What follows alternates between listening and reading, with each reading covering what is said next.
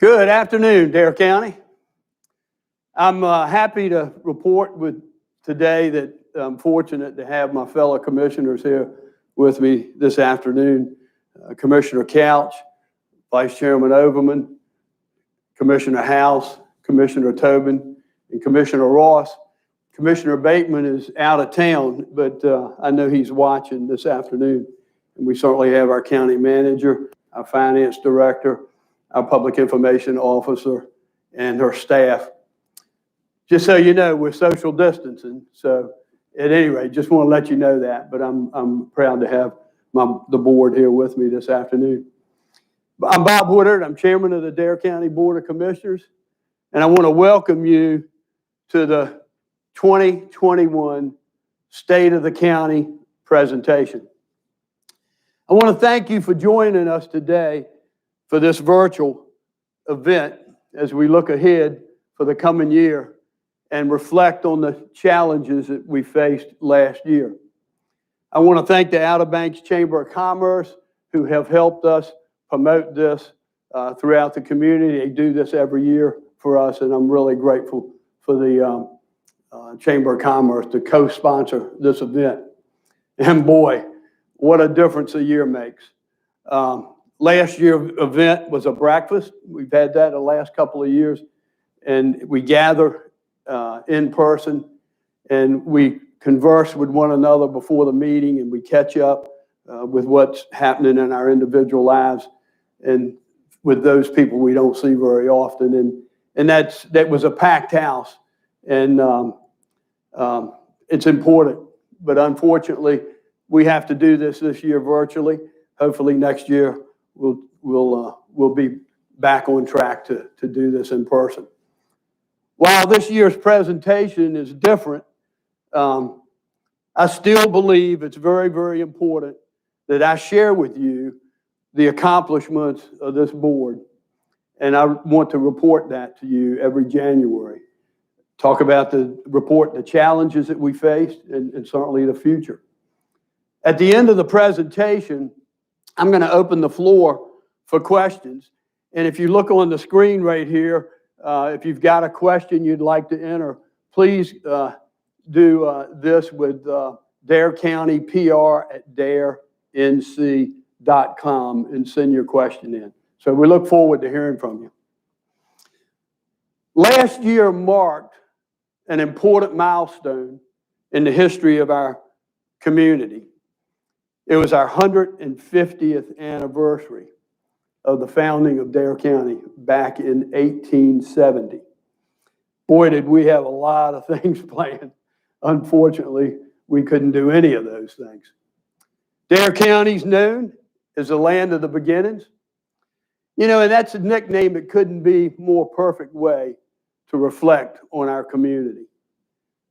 We had many, many things happen that was planned last year to commemorate the 150th anniversary, but we also have to talk about 2020 and acknowledging the COVID-19 pandemic.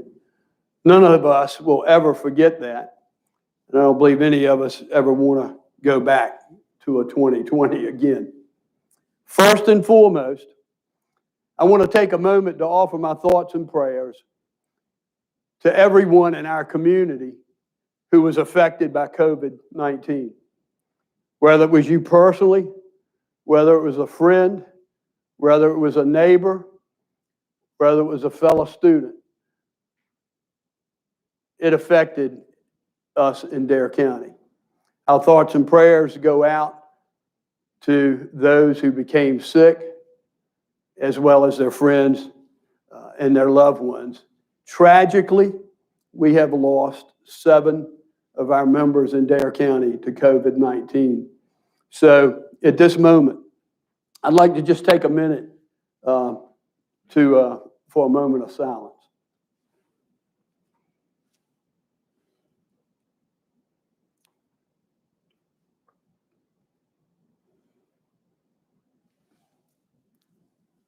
Thank you.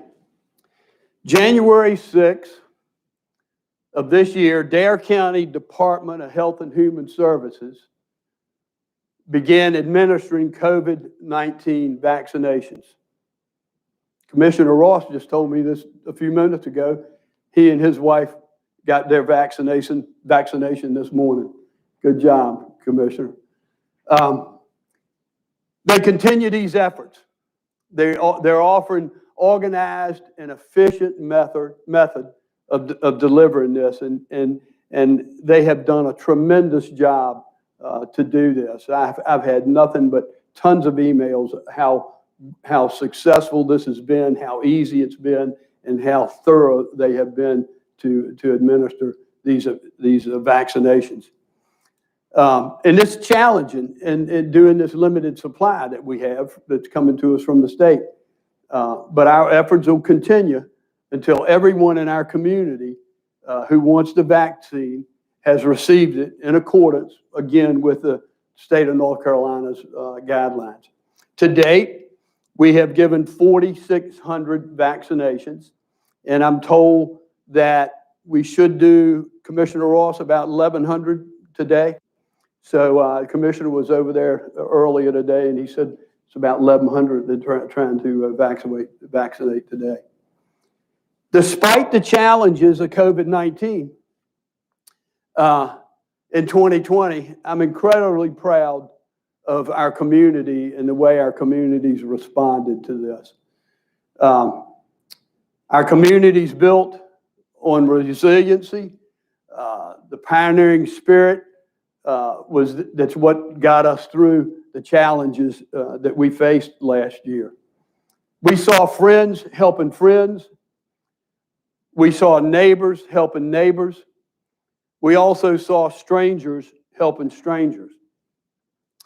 We saw local restaurant owners adjust their operating hours and change the type of services that they provide to help safely feed our community.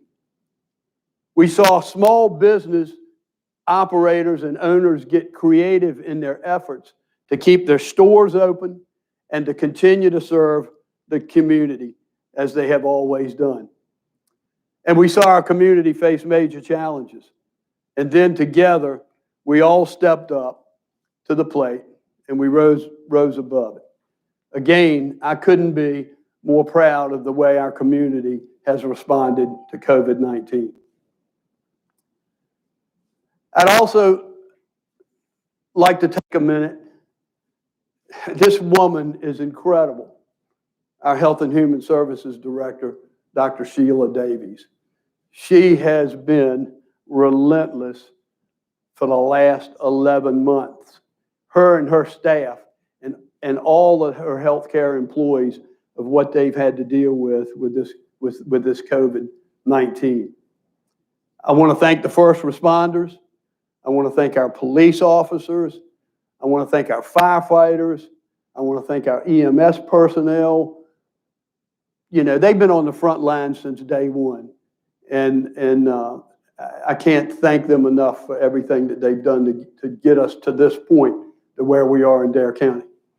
They've worked extremely hard to protect their fellow citizens and residents all over the county, as well as visitors. And as most of you know, we had record-breaking numbers with visitors this year. In addition, I want to thank all of the nonprofits here in Dare County. They've been struggling, and so has our business owners, but they've stepped up, and our nonprofits have helped us fill the gap and meet the needs of the community and the families throughout the entire Outer Banks. I want to thank Ronnie Sloan. He is our president of the Outer Banks Hospital. He's been right beside Dr. Davies through this whole process. Just last week alone, he got us over 400 doses of the vaccine. He's working to help us get more this week. We've been blessed that Oslo County stepped up and have given us some this week. So we're doing everything we can to get the vaccines, to get it out to our citizens and our public. But publicly, Ronnie, I know you're on. I talked to you yesterday, and then you said you were going to tune in. I can't thank you enough, Ronnie, for all your assistance and what you've done to help Dr. Davies. These individuals have worked diligently every single day to continue to provide our residents and our visitors with top-notch services that we always come to expect. And despite the health risks, they also faced themselves in dealing with the public. Was one of the most challenging years and things that they've ever had to do as a healthcare worker, EMS, police, etc. Let's look back for a moment. I'd like to take the time to highlight some of the accomplishments. Believe it or not, we did have some accomplishments in 2020. And then I want to thank our staff for all the work that they've done. Dorothy Hester, our public information officer. We've been working for the last 3 or 4 weeks to put this data together so that I can present it to you. You know, I'm just a talking point. I'm doing the easy part. They've done all the hard work, doing the presentations and putting the slides together and helping me with what I wanted to share with you in the public. I want to thank all the employees of Dare County that had a hand in all of these things that happened last year. So let me just give you, take a minute. We've got a 3 or 4 minute video I want to show you. Pay close attention and look at the numbers. They will astound you. So I'd like to play that right now. Despite the challenges we faced throughout 2020, Dare County employees went above and beyond to ensure that Outer Banks residents and visitors continued to receive the wide array of services our staff members provide on a daily basis. Here is a look back at just a few of the many accomplishments our Dare County departments achieved during one of our most difficult years yet. The Dare County Department of Health and Human Services created and staffed the COVID-19 call center, trained 50 staff members to be COVID-19 contact tracers for 1,634 cases, performed 1,668 tests at 7 COVID-19 testing clinics, and hosted 5 COVID-19 antibody testing clinics. Environmental Health Services performed 2,774 on-site wastewater inspections, as well as 1,408 of commercial and public facilities. In 2020, Dare County experienced a record high voter turnout at 80.67%. The Board of Election staff processed 5,025 absentee ballots, trained 145 poll workers, 75 of which were new hires, sent out more than 18,000 voter registration cards informing voters about precinct relocations, and conducted 2 recounts. Dare County libraries also saw high numbers in 2020. 91,696 physical items were checked out from the libraries, and there were also 12,646 no-contact curbside pickups. 27,932 digital items were used, and the libraries collected more than 700 pounds of food that were distributed to 3 local food pantries. Our finance department received the Certificate of Achievement for Excellence in Financial Reporting for the 29th consecutive year. The tax department issued 5,342 land transfers, which was 24% more than in 2019. Due to revaluation, Dare County's real property tax base increased from $12.6 billion to $15.8 billion in 2020. And as of December 31st, the collection rate for 2019 taxes was 99.6%. In the planning department, 116 new construction permits were issued for the unincorporated areas of Dare County, and 159 were issued for the 6 towns within Dare County. That's 275 new construction permits issued throughout all of Dare County. The water department turned 4.7 billion gallons of salt water into 3.5 billion gallons of drinking water. Public Works collected approximately 27,000 tons of trash. Transportation provided 9,227 one-way and round-trip rides to people in our community. The Dare County Regional Airport facilitated 32,884 aircraft landings and takeoffs.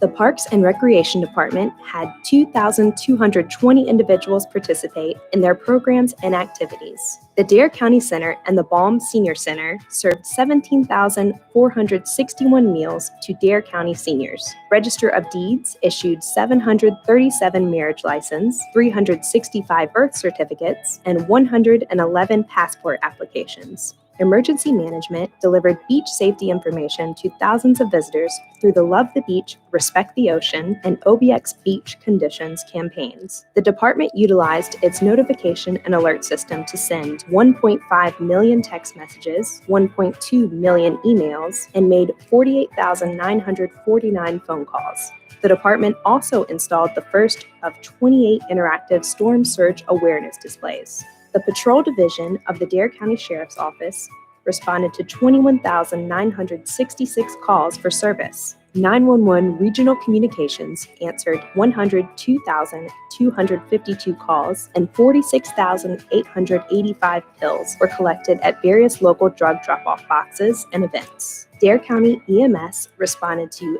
8,654 calls, treated 7,237 patients, and responded to 253 med flight calls. And last but not least, our Dare County Board of Commissioners cast 328 votes, all of which were unanimous at Board of Commissioners meetings in 2020. Thank you to all of these Dare County employees who worked so hard during a difficult year to make all of these things happen for the residents and visitors of our Outer Banks community. Wow.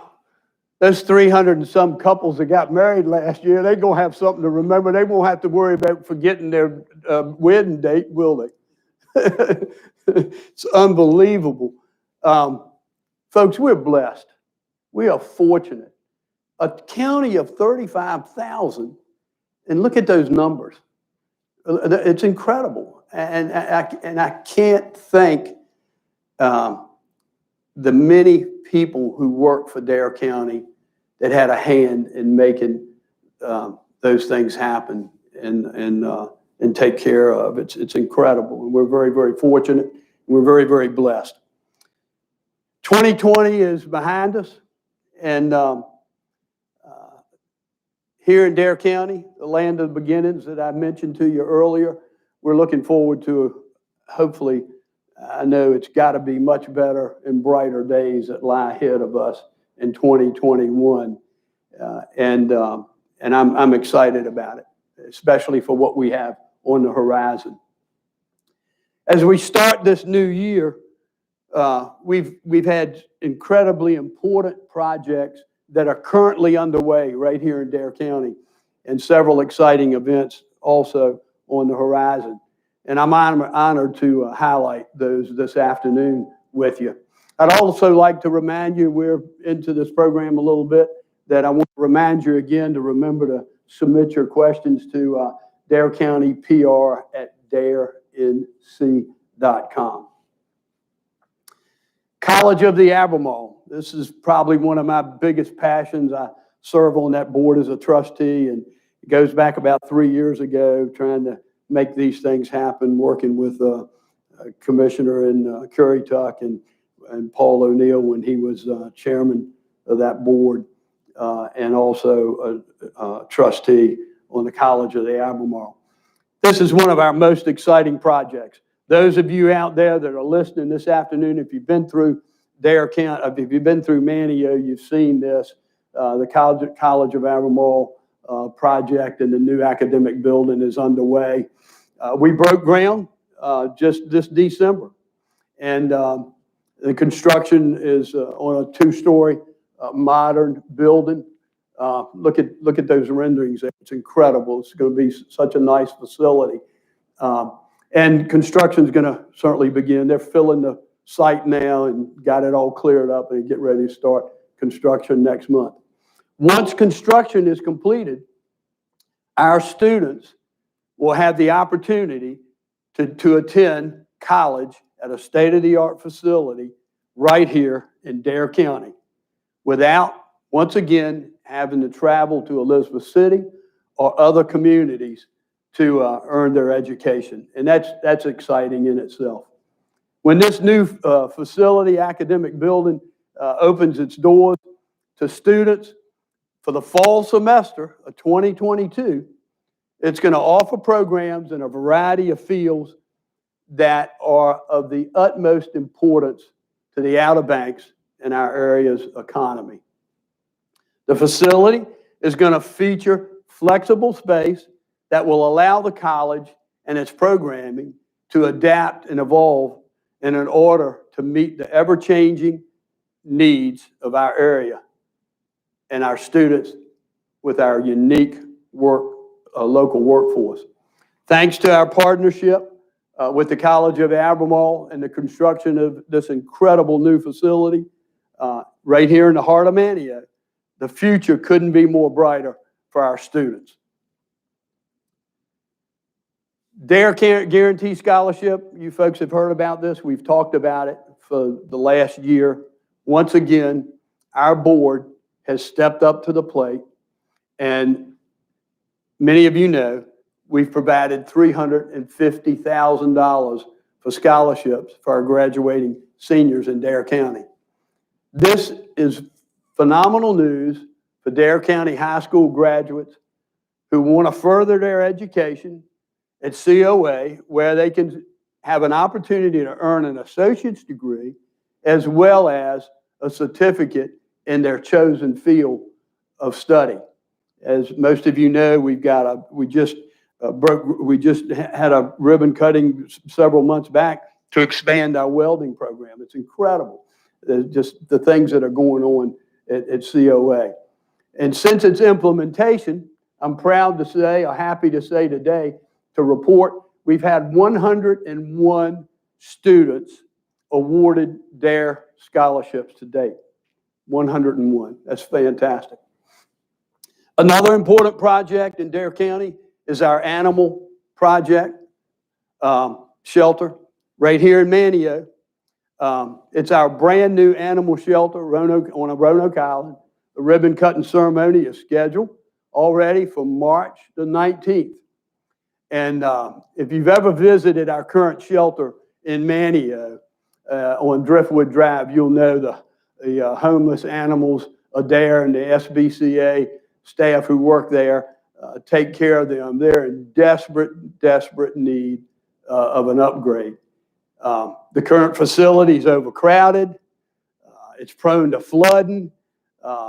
This construction of the new facility will be just, hopefully, we're going to open that in July So that'll be here sooner rather than later, and we're on track to do that. We look forward to the day when we can finally transition our homeless animals to a new facility and invite our residents in Dare County to come by and visit it. We've got a program. I need to put a plug in here for $100, I believe, in the Commissioner Ross. You can buy a brick, put a little saying on it. So we shut that down for a short period of time. We had so many people sign up, but I believe it's 250. Yeah, 50,000? $50,000 we've raised to date, Commissioner Ross said. So we've opened that back up, and that's phenomenal. I want to take a moment to thank Commissioner Ross. He's been extremely passionate about this project from the beginning, and he was very, very instrumental in drawing attention to the problems that we had at our current facilities. And he brought it to the board's attention, and as usual, this board steps up to the plate. We saw the need, and we funded this. And so, Commissioner Ross, thank you for doing that. We also enjoy once a month from Commissioner House. He always has a pet of the week. He's very, very instrumental in promoting that as well for the SBCA. And I don't know, Commissioner House, one of these days I'm going to take you up on it. I haven't had a pet in 3 or 4 years, so I'm probably going to have to bite the bullet, and once we get in the new facility, go over there and adopt one of those animals. How do we do all of this? How does this happen? It happens as far as major projects are concerned. We have to find funding, of course, obviously.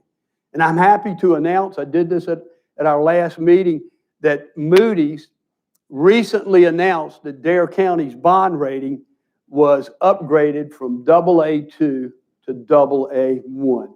Folks, this is phenomenal. It's incredible. This is important because it involves our bond rating that helps our county borrow money at a better rate when we need it in order to finance these capital projects. So that's how we do these things.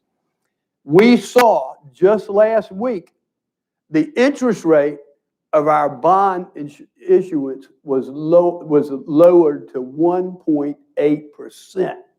1.8%. This will save the county almost $1 million in interest over the life of the loan. Incredible, incredible. And how do we do this? First off, we've got a finance director that is second to none throughout the state, with Dave Clausen. His work with our finances and his department have just been incredible. And we're fortunate to have somebody of equal talent with Commissioner Ross on the board to help us as well. So this board puts the practices in place in order for us to get to where we are today, and that's to meet these bond ratings upgraded. It's critical, and it's so important. So Dave's here with us. Dave, thank you for what you and your staff do. We got some other projects going on, and a part of those efforts are to protect and preserve our area beaches. As we've said, and I've said many, many times, that this is our economic engine, beach nourishment. And we need to protect our waterways and our beaches and for our residents as well as our visitors. Dare County has taken a proactive approach to sand management, which includes everything from beach nourishment to channel dredging to pre-planning for the placement of dredge materials. As every county resident knows, open waterways are critically important to both our residents and our visitors. Our waterway serves, and I've said this many times, Commissioner Couch, and you have as well, and so has the rest of our board, that our waterways serve as a highway for our fishermen to go to work. It's critical for our economy that they'll be able to navigate these channels and inlets throughout Dare County safely and successfully. With the shoaling and shifting sandbars, many of these waterways aren't always accessible because the federal government, again, has not honored its commitment to dredge and keep our waterways open. So what did we do? We decided to be proactive and do something about it. Last year, once again, this Board of Commissioners unanimously approved a contract for the construction and operation of a new shallow draft hopper dredge. In addition, the board went above and beyond to ensure the future dredging capabilities by contracting a study that will identify suitable and permissible areas for dredge material to be placed over the next 20 years. That means we'll have a plan in place and know in advance where sand can be placed during dredging operations. Now, this new dredge, which is being constructed as we speak, Commissioner Tobin, Commissioner House just came back from Louisiana, down there where this construction's going on, and they brought us some great results when they came back from the shipyard. It's a result of a public-private partnership with the state of North Carolina, and it will allow Dare County to keep our waterways open. The dredge is scheduled to be delivered to us, I'm thinking April 2022, Jim, sometime in that framework, Steve. And it'll be managed by Jim's group, the Outer Oregon Inlet Task Force, which he chairs. Jim's been just phenomenal the last 3 or 4 or 5 years, working diligently with the task force to make this come to fruition. Jim, I can't thank you enough for that job you've done. It's incredible. This is huge. It is really huge for Dare County. Steve, you're on that as well, and you work tirelessly with the Oregon Inlet Task Force. And I'd be remiss if I didn't mention Commissioner Couch for his work on the Dare County Waterways Commission. These committees are working very hard for our waterways and long-term planning. Thank you guys for what you do. This is incredible.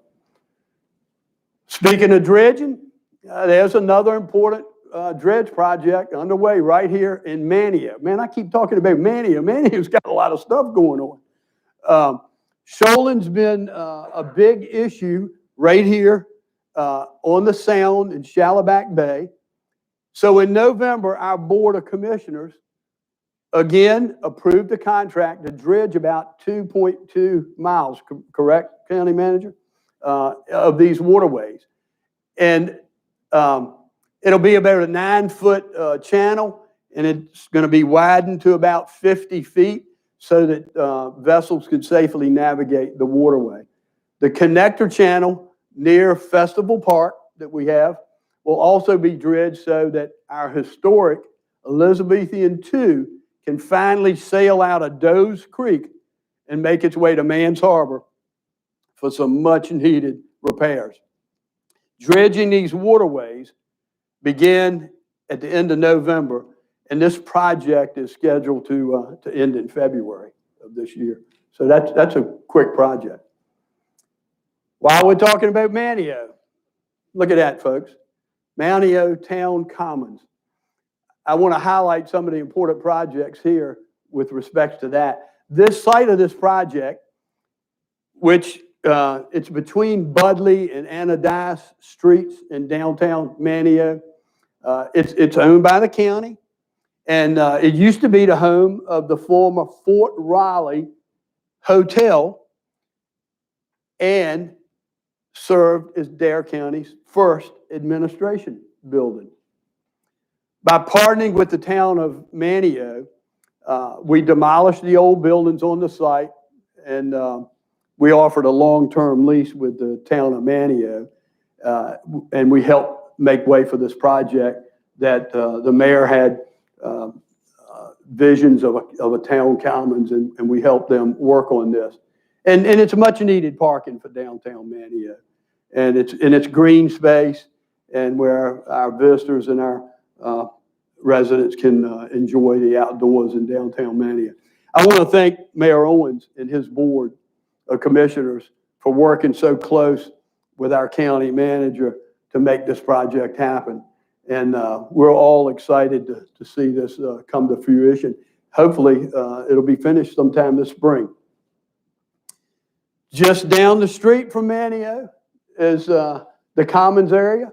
Most of you are aware the new courtyard is taking shape behind the old county's historic 1904 courthouse that's located on Queen Elizabeth Street that serves as a home for the Dare County Arts Council.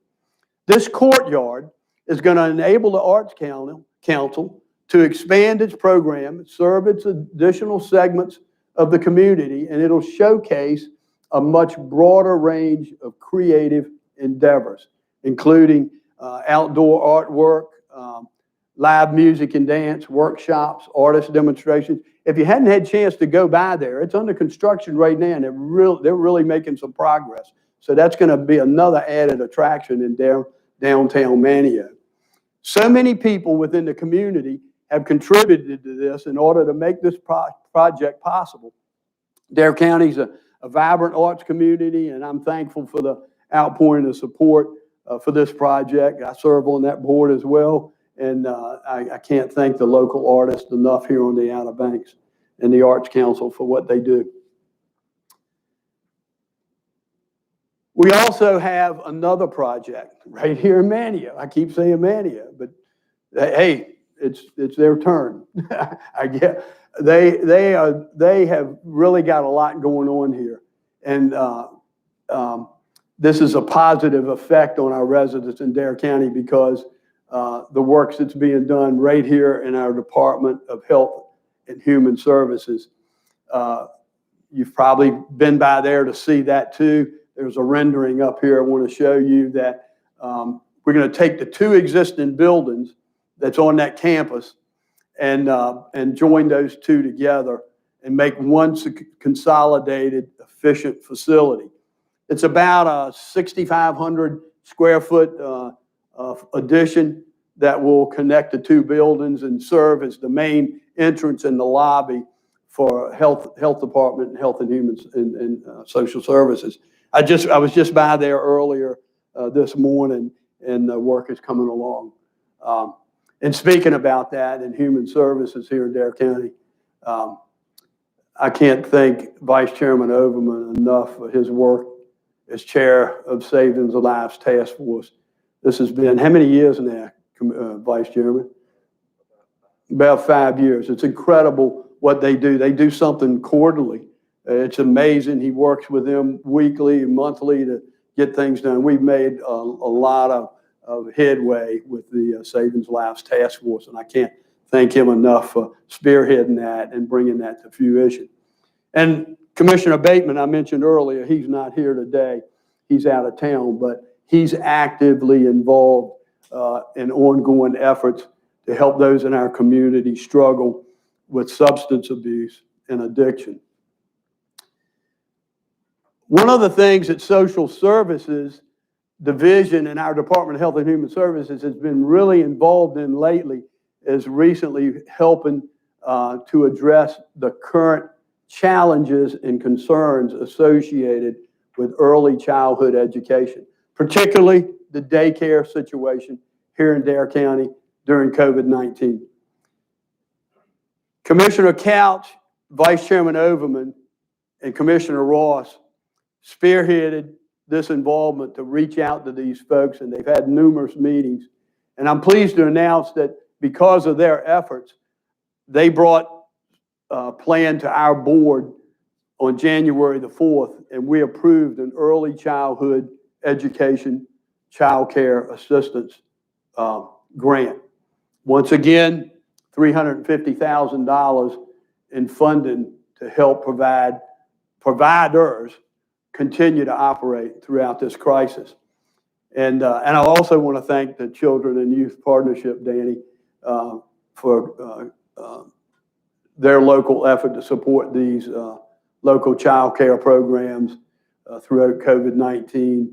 And I want to thank the Department of Health and Human Services, Social Services Division, Chuck Lacett, for overseeing this. So we know how important it is. The high quality of early childhood education is essential for our children. It's essential for their emotional and their social development and their school readiness. And so thank you, three gentlemen, for bringing this to us so that we could do this. I've spoken quite a bit about the construction of a number of new buildings and facilities, but one of our most important projects on the horizon is the rebuilding of our beaches. County manager, between the towns and the county in the last 10 years, we've spent over $100 million in beach nourishment. Once again, economic engine to our community. It's critical. The Outer Banks is famous for our beaches. People travel from all over the world and around neighboring states to enjoy and explore our coastline. It's critical. But while our coastline is, as you know, it's bountiful, it's beautiful, Danny, it is so incredibly fragile. And with coastal storms and high winds and tidal changes, we've experienced a lot of erosion on our beaches over the past couple of years. To help solve the issue, there's currently plans in place to perform maintenance. Nags Head did a maintenance last year, but there's maintenance planned for Duck, Kitty Hawk, Buxton, Nags Head, and Kill Devil Hills beginning in 2022. We're also in the process of finalizing funding plan that will hopefully enable both Southern Shores and Avon to also move forward with a beach nourishment project in 2022. Folks, this board's been dedicated to put as much sand on our beaches as we possibly can through all Outer Banks of Dare County. It's critical. It's critical because it's our economic engine. These projects keep overwashing from the storms keep overwashing, affecting us and our residents' ability to travel up and down our coast. And we continue to attract visitors to our coastline. So it's critical that we get these nourishments done so that we can protect our transportation corridor. Speaking of protecting and preserving our beaches, in 2020, our board once again passed a resolution reaffirming our opposition to offshore drilling and seismic testing. And I'd like to thank our commissioners for their continued unwavering support of this and commitment, because it protects our local economy, it protects our beaches, it protects our waterways from potential devastation of offshore drilling. And I'm sure most of you are aware that North Carolina has now been added to a 10-year moratorium that prohibits leases for offshore drilling from July 1, 2022 until June 30, 2032. I mentioned this earlier. The Outer Banks is famous for its beaches, world-class fishing, water sports, just a wide array of historical attractions. And because of everything in our community, everything we have in our community that we offer, a dream and a goal for many visitors eventually is to live here. But it's also no secret that living on the Outer Banks can be expensive and out of reach for some folks, for a lot of folks. And because of the nature of our seasonal tourism and tourism-based economy, there just aren't enough housing options for those who live and work here year-round. Our board's been working diligently now, I guess a couple of years now, Commissioner Tobin, on implementing zoning measures and the unincorporated areas of Dare to encourage workforce and cluster housing. Last year, we made more progress by working with a team of experts from the University of North Carolina School of Government and their financial initiatives known as the DFI. The DFI was selected because of its real estate development and financial expertise, which helps them to secure very competitive federal funding transformation housing development projects by attracting private investment. As part of this partnership, the survey was sent to our local businesses, and we got some 400 responses back from our local businesses concerning their issues that they were facing with employees. The DFI also worked to identify suitable sites where the new housing development could potentially be built, and one of which is owned by Dare County, and that's the Bowsertown Road area in MANTEO. DFI has proposed the construction of around about a 61 bedroom and 2 bedroom units on this particular site for us. And then this past October, our board voted unanimously once again to move forward with the next steps in the process, which will include hiring an architect to develop a conceptual plan for this housing development.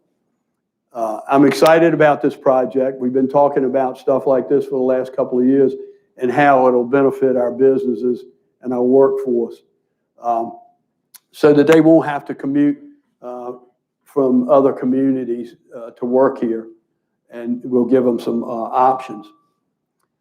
Last year was an extremely active hurricane season. We were fortunate that we only had one direct hit, and that was, pardon me, I mess this up every time. Isa, whatever. I don't know who come up with these names, but it happened in early August. But it was two storms that didn't hit us directly that did the most damage and caused damage to us during the weekends of September. That was Hurricane Teddy, and it passed offshore, and remnants of Hurricane Sally, which was moved a little more over the Outer Banks from the inland side. It caused coastal flooding, high winds, and strong rip currents. And the storm surges, and there was some substantial beach erosion that took place. The biggest impact of the storms was the overwash on Hatteras and the closure of NC-12 for several days. Fortunately, our emergency management department, as always, they keep a close eye on these storms, and they issue warnings to our residents and visitors ahead of the impacts. I'd be remiss not to mention and applaud NCDOT for their quick response to removing 4 to 6 feet of sand off of NC-12. County manager and I were in a meeting with them recently, and Bobby, correct me, wasn't it like $64 million in the last 20 years that NCDOT has put into keeping sand off of NC-12? I mean, it's incredible. It's incredible. What they do, I know you folks out there have seen them. They're pushing sand, building a berm while the storm's in the middle of the storm. Danny, you've seen it. It's incredible what they do. So thank you, NCDOT, for all of your efforts and what you do there. Speaking of keeping Highway 12 open, to ensure our residents and our business a way to commute from Hatteras Island, the Jug Handle Bridge, as it's come to be known, is part of the Bonner Bridge replacement project. Once it's completed, it's going to allow motorists to avoid the S-curve on Highway 12 in northern Rodanthe, which is certainly, again, prone to significant overwash and flooding. And I'm excited for this bridge to finally open. I believe this fall, it'll solve many issues that our residents and visitors have trying to access Hatteras Island. Who would have thought in the last 3 or 4 years we'd have had 3 major bridges built off of NC-12? It's incredible. And with that being said, we want to continue to protect NC-12. And I want to announce that I've created a task force that will address the ongoing issues so that we can have a long-term plan in place for NC-12. I've asked the county manager to be on that task force, Superintendent Dave Halleck of our Park Service to be on that board, Alan Moran, Division I representative, our Hyde County manager, Chris Noble, our Hyde County Commissioner, Randall Matthews, several NCDOT staff members, and myself. We've had a couple of meetings to date, and we're going to work to develop a long-term plan for vulnerable areas on 12 so we can ensure the island remains accessible to both residents and visitors at all times. So look forward to reporting back to you on what we come up with there. Also on the horizon, at the beginning of the new year, the county's transition to OBX alerts. The county's partnered with the town of Duck, Southern Shores, Kitty Hawk, Kill Devil Hills, Nags Head, and Manteo to use what's called RAVE, R-A-V-E, Mobile Safety, as our new platform for sending out important information to residents and visitors. Now, many of these alerts are critical to beach safety. They have the potential to save lives. They warn people about the dangers of rip currents. And so this is very, very important. I encourage you to take a moment to visit our website and look up, go to darenc.com/alerts, and you can sign up to receive severe weather watches and warnings, evacuation orders, distribution or delays in services such as our delivery of trash collection, the water delivery or our actual trash collection. So sign up at darenc.com/alerts. As we turn the page on 2020 and begin a brand new year, I want to once again thank Dare County community for its incredible response to what our most challenging year has ever been in a long, well, I say ever been. I think I can put that. Of course, I can't go back to so many years, but I had long term, I was going to say, but I think ever is the proper terminology here. Despite our challenges we faced with COVID-19, county's got a positive story to tell. We had a banner year with vacation rental companies nearing 100% occupancy for much of the summer and throughout the fall, right, Danny? Throughout most of the fall. And I mean, they're still here. We still have good rentals. Cape Hatteras Seashore experienced record visitations. If you ask Superintendent Halleck, he'll let you know that they've had record visitations in the park. Fort Raleigh National Historic Site and the Wright Brothers National Memorial also reported high levels of visitation. I want to salute Superintendent Halleck and his team for the outstanding service that they've done for our local parks during a very hectic, unusual year. And he's done it with limited personnel. He did not get the personnel this past year during the summer months that he typically gets. Dave, I think you're watching or listening today. I want to thank you for your friendship. I want to thank you for your partnership with Dare County. And I want to thank you for what you do for our residents and our visitors. Who would have known that being a drive-in destination would have brought so many visitors to our area during a pandemic, especially during our shoulder season and off season. We've had record visitations in the off season and shoulder season, right, Danny? Because in previous years, they've been much lower. I want to thank the Outer Banks business owners, accommodation providers, nonprofit groups, the staff working at area attractions for working extremely hard and creatively to continue to provide the services that our residents and visitors deserve in such challenging times. It's important to recognize our Outer Banks Association of Realtors. Folks, these people have been partners of ours for a long time.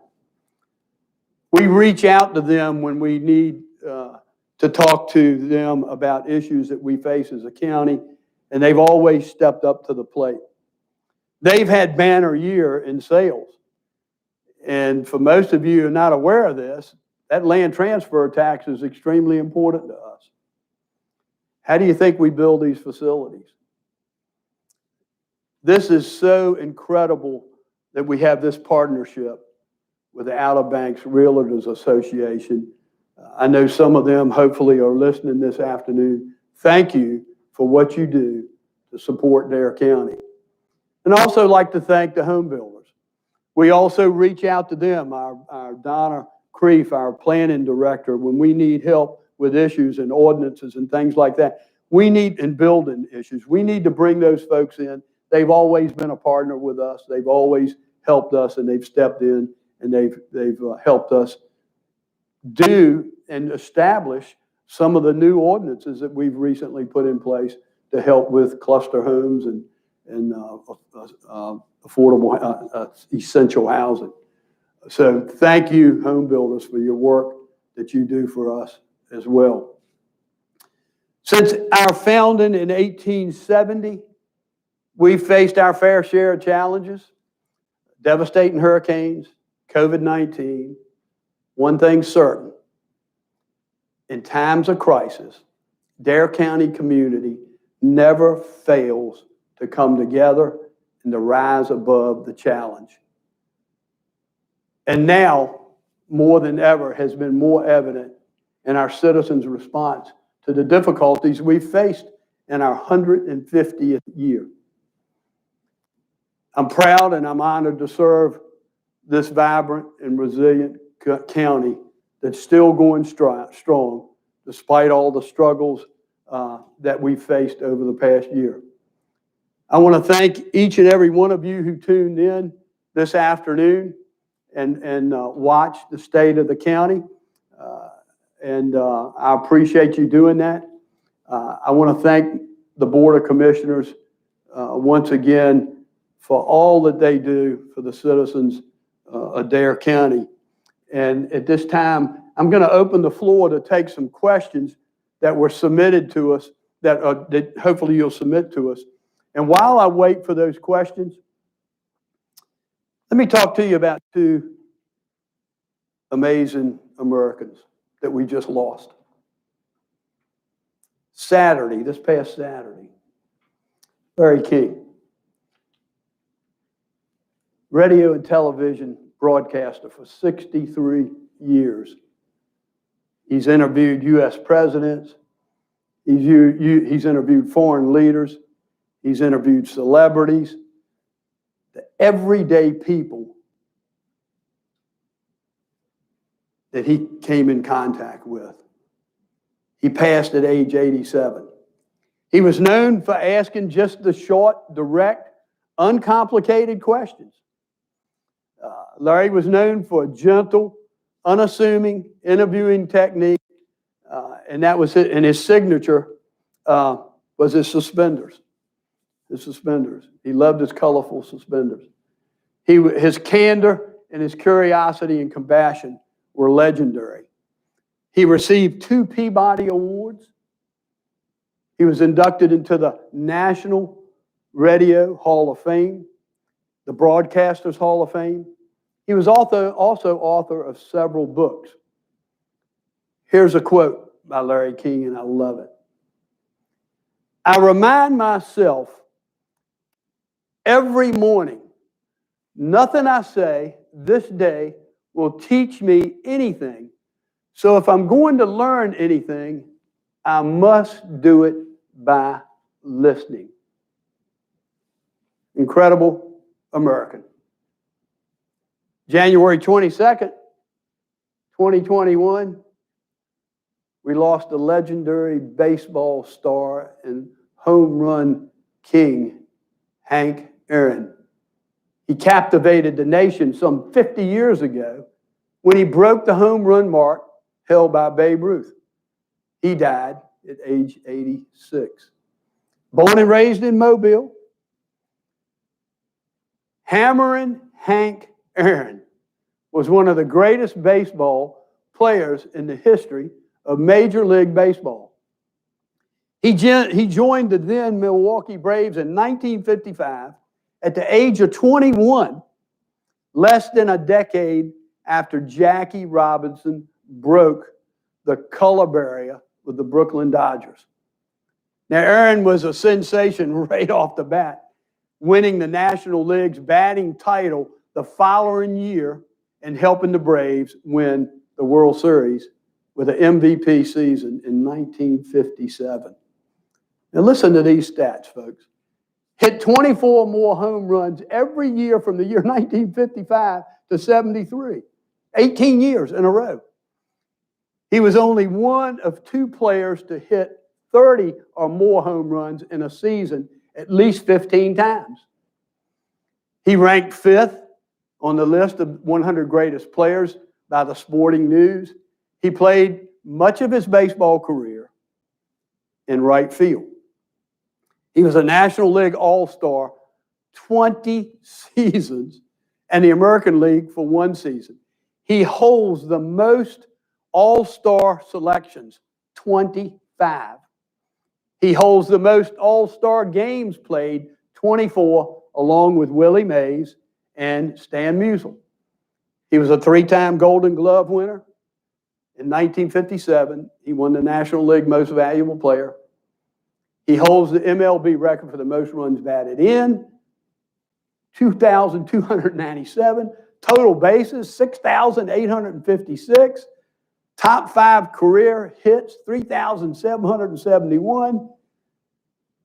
And runs, 2,174. 2 quotes I'd like to share with you. One of them is really, really cool. He said, "It took me 17 years to get 3,000 hits in baseball." He said, "It took me 1 afternoon on the golf course." Here's one of my favorite quotes of his. He says, "In playing ball and in life, a person occasionally gets the opportunity to do something great. When that time comes, only 2 things matter. Only 2 things matter. Being prepared to seize the moment and have the courage to take your best swing." 2 great Americans that we lost just last week. What do we have in common? We've got a board of commissioners right here in Dare County. As Larry King says, I listen. I listen. This board of commissioners, folks, you out there watching right now, this board of commissioners listen to your concerns, and we, as Hank Aaron says, we take our best swing, and we have the courage to do it, to do what's in the best interest of our citizens of Dare County. Fellow Board of Commissioners, I'm proud to serve with each and every one of you for having the ability to listen and having the courage to stand up to the plate and take your best swing. Thank you all so much. Appreciate it. Do we have any questions, Dorothy? Yes, sir, we do. I may call on my fellow commissioners to help me if I can't answer them. We have a few questions and also one email where someone is expressing appreciation. The first question from Brett Anderson: is there any additional information that you can share about the beach nourishment project for Avon, how that will move forward.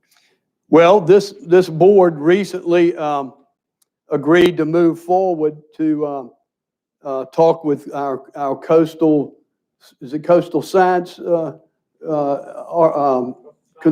coastal science engineer, county manager, to talk to them to move forward. So we're trying to meet this 2022 deadline. So we've gone ahead and the board agreed to contract with them so that they can get all their work done, so that we'll have that done if and when we're able to hopefully do a project. We feel like we can do a project, but in fairness to those citizens in Avon, we need to, we'll be down in several weeks from there. We need to talk to them and reach out to them, because it is a partnership, just like the rest of the towns. They've got to have some skin in the game. And just like our other towns, they've got skin in the game. So we're going to be talking with them and seeing where we go with that.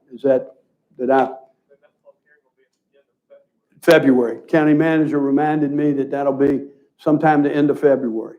So yes, we're hopeful that we can bring that to fruition. Joy Christ, who's with the Island Free Press, had a question about the dredge, asking to confirm that the new dredge will be able to be utilized in Hatteras Inlet. I just yielded to Commissioner Tobin and Commissioner House, and he said yes, most definite, Okay. most definite. Mary Jo Bush, and we got two emails, and one from Chuck Bush, and both of them are more or less expressing concerns about the positive test to total test ratio. You know, that's escalated, and the non-wearing of masks in public spaces. Is there anything that can be done to make that happen? They have some concerns about what they're seeing. I'm going to yield to the county manager since he can put his lawyer hat on for us. And I'll yield to the county manager to help me with that one, because he can talk the legality of that. Come on up, Mom. I don't think I can speak to the ratio, but what I do know is with the growth in the cases that we have in Dare County, they're not coming from public contact. They're not getting it at Walmart or in the stores or out in the community. The cases are coming from private contacts, from people being with their families in their homes or being in meetings with other people and group settings that are very difficult to control. So there aren't many things we can do to tell a family that they can't get together. There are a lot of things we can do, and we've tried to do, to encourage people to wear their masks, wash their hands, keep their distances, do the things that they need to do to keep them safe when they're in with their families. Some of that works, some of that doesn't work. And so as a result, we've had these spikes in cases, and our statistics show they've come from these family or these small gatherings of people, and again, not from community spread. That's a good thing on the one hand, because it's not coming from community spread. It's not so good on the other hand, because those numbers are increasing. And so all that we can do there is encourage people to do the right things to prevent that spread. With regard to mask wearing, are there people that don't wear their masks? There are. However, if you go out, and I'm out and about looking and seeing, and I've been in the big box stores and I've been around, the vast majority of the people are complying with the mask mandates. The vast majority of people are wearing their masks. Most people get it. You know, where we have problems, and if we have problems, then we take them to law enforcement. Law enforcement does what they can do. Our first step is to educate the people to make sure it wasn't a mistake that they left it in the car. There's some people that just aren't going to wear a mask, and you have to deal with those things appropriately. So we've tried hard to do it. We've tried hard to do it with an educational point of view. We've tried hard to provide information so that people understand why and what we're doing and what they need to be doing. And we think we've gotten good compliance. It's not 100%, it never will be, but we think the compliance has been good. Thank you, County Manager. Is that any other questions, Dorothy? The only other email we received was from a gentleman, Tom Cruise from MANTEO, and he just he expresses appreciation. He says, "Hey folks, I think you guys are doing a great job in organization and communication on this COVID situation. All those hurricanes and the preparations for them have gotten you in the groove of crisis management. We're visiting family in another North Carolina county at this time, and we hear a lot of frustration over the haphazard way vaccinations seem to be being implemented here, particularly the communications. Keep up the great work. I'm looking forward to getting my vaccination on February 6th. It's a great comfort knowing you guys have a system in place and are keeping everyone updated on the availability. Hopefully we will not experience these delays, but if we do, I feel confident you will communicate with us as you continue to advocate for more." And that's it, sir. All right, thank you, Dorothy, and thank you again, everyone that tuned in this afternoon to the State of the County.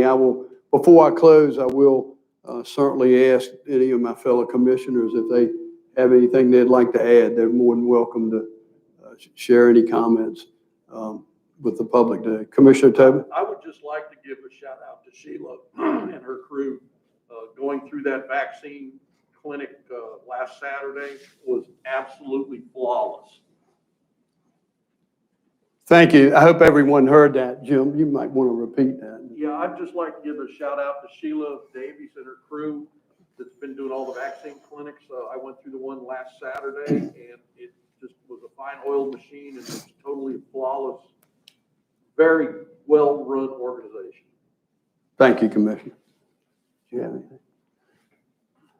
Once again, thank everyone for tuning in today, and I'll leave with, I wish you the very best in 2021. It's going to be a better year. God bless. Thank you.